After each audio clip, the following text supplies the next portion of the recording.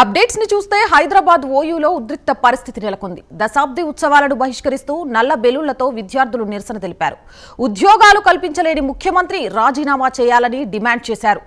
ఇక నిరసన వ్యక్తం చేస్తున్న ఓయూ జేఏసీ చైర్మన్ విజయ్ పలువురు విద్యార్థులను పోలీసులు అరెస్ట్ చేసి ఓయూ పోలీస్ స్టేషన్ కి తరలించారు.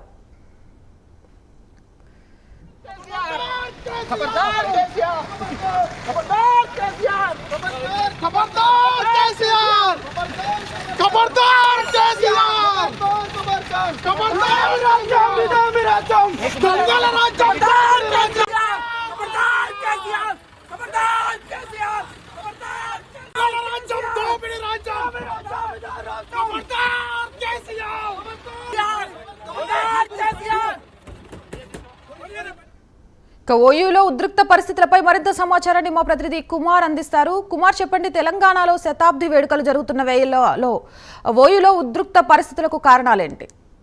థ్యాంక్ యూ నవత. ఈ రోజు తెలంగాణ ఆవిర్భావ దినోత్సవం సందర్భంగా 10వ ఆవిర్భావ దినోత్సవం సందర్భంగా ఓయూలోని నల్ల బెలూన్తో విద్యార్థులు అయితే నిరసన తెలియజేస్తున్నారు. దశాబ్ది ఉత్సవాలను బహిష్కరిస్తూ విద్యార్థులు అయితే నిరసన తెలియజేస్తున్నారు.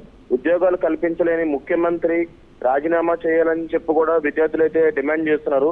ఆ నిరసన వ్యక్తం చేస్తున్న ఓయూ జేఏసీ చైర్మన్ విజయ్ అలాగే పలువురు విద్యార్థులను కూడా అరెస్ట్ చేసి ఓయూ పోలీస్ స్టేషన్ కి అయితే తరలించారు.